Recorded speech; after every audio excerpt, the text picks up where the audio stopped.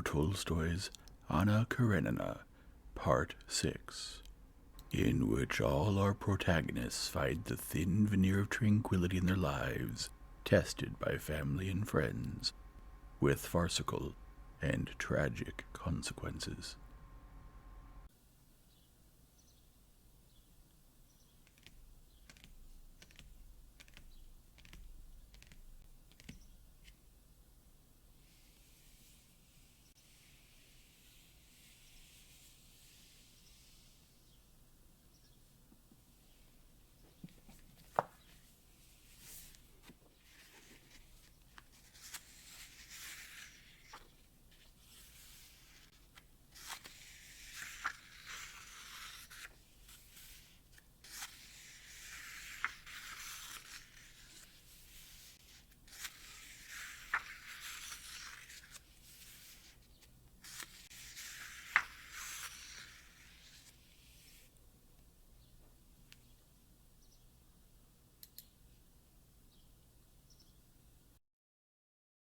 Chapter 10.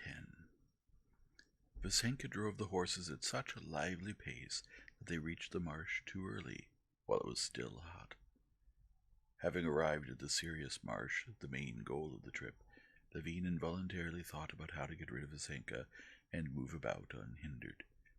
Stepan Arkadyevich obviously wished for the same thing, and Levin saw on his face the preoccupied expression that a true hunter always has before the start of a hunt, and a certain good-natured slyness all his own. "How shall we proceed?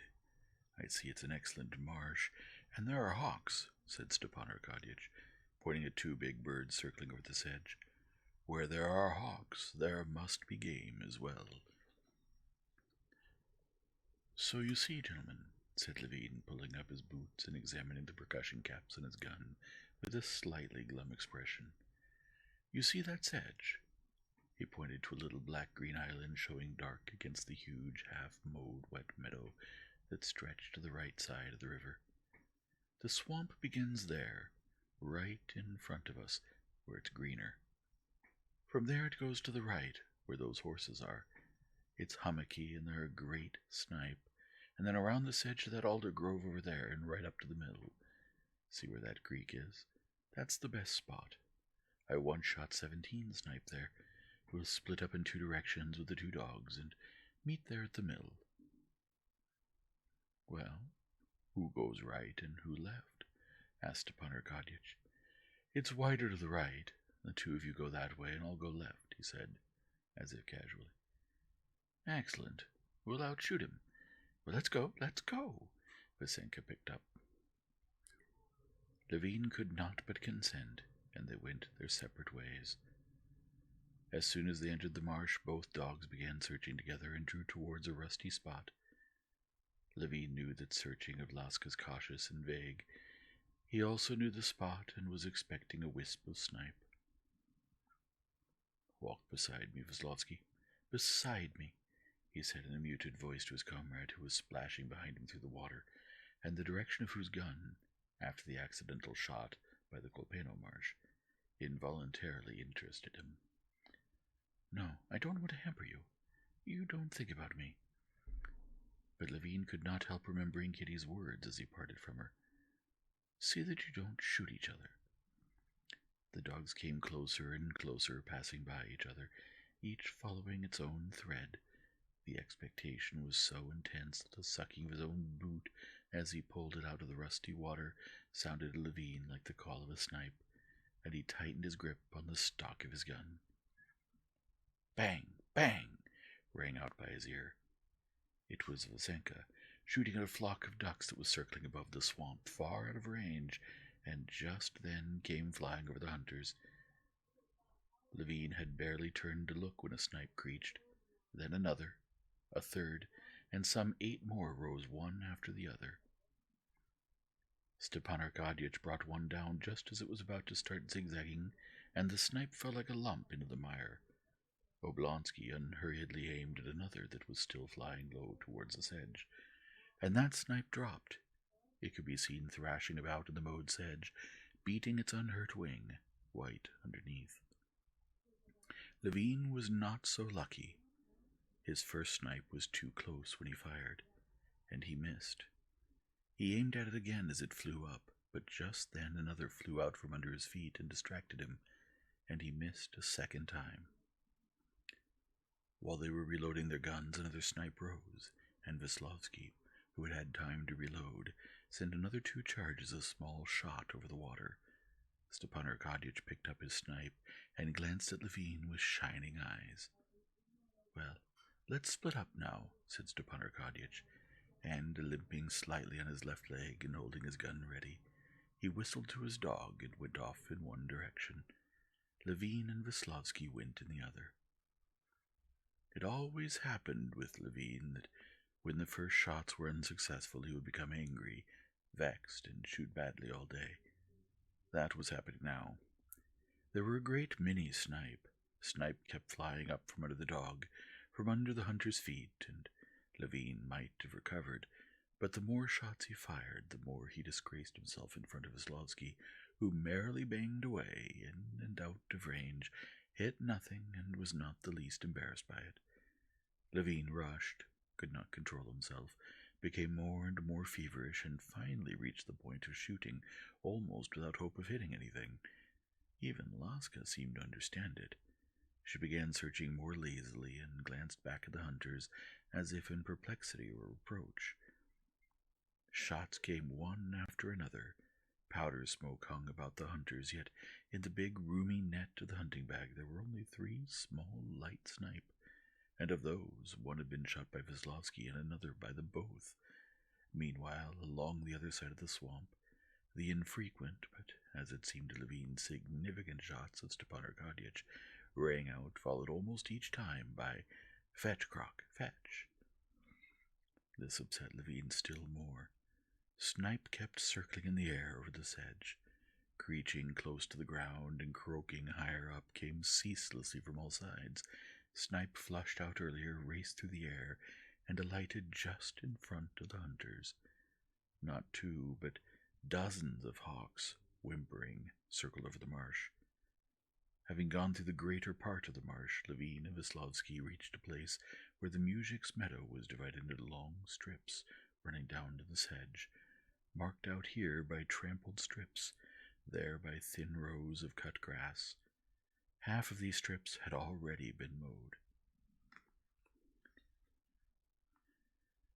Though there was little hope of finding as many in the unmowed grass as in the mowed, Levin had promised to meet Stepan Arkadyevich, and went further on down the mowed and unmowed strips with his companion.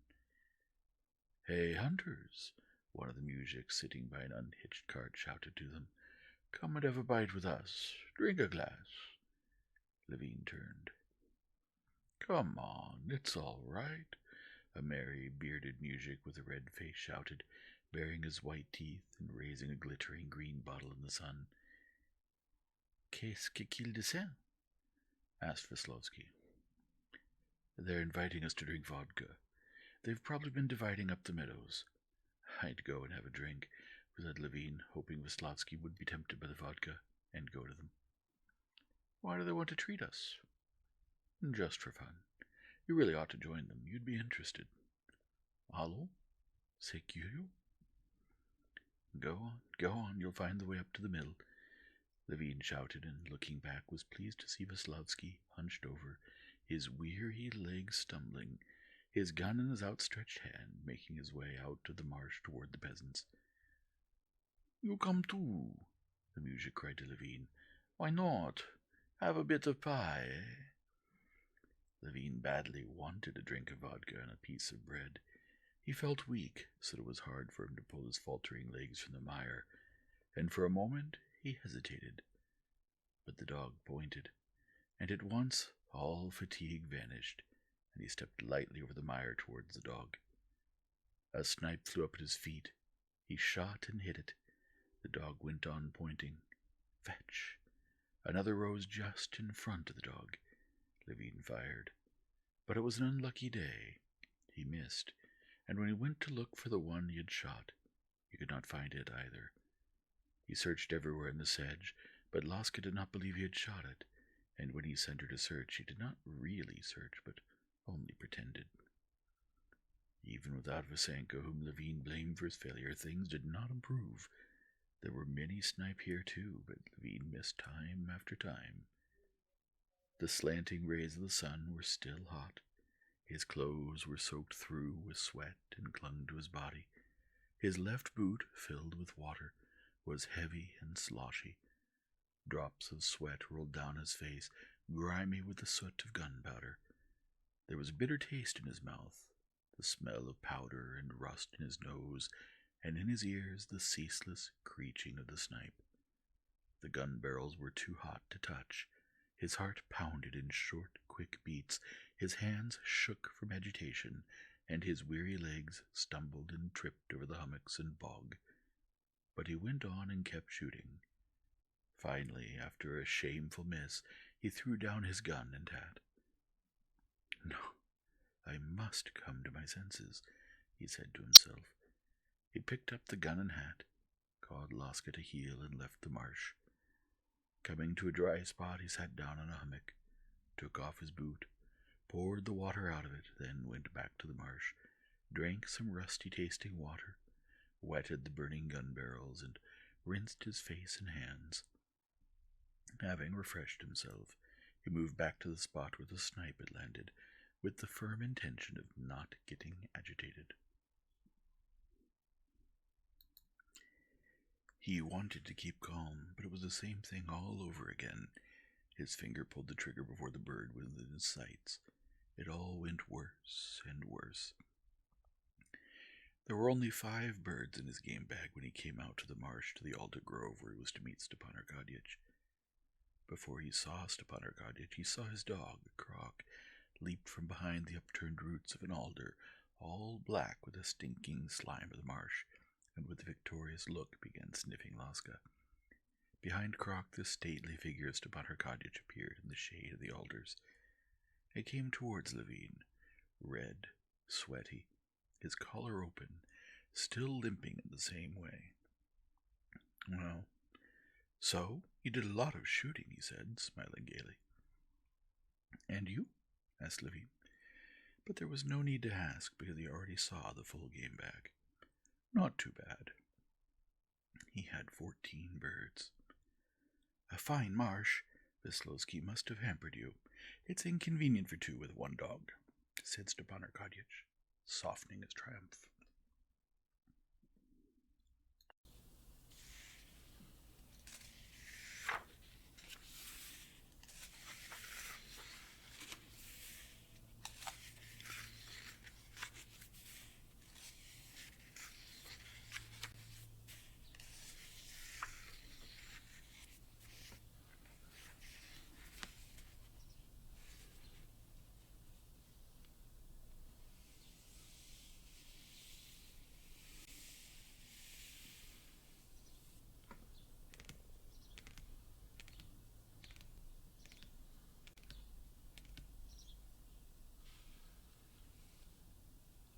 If you enjoy this format, please leave a like and subscribe, and return tomorrow for the next chapter.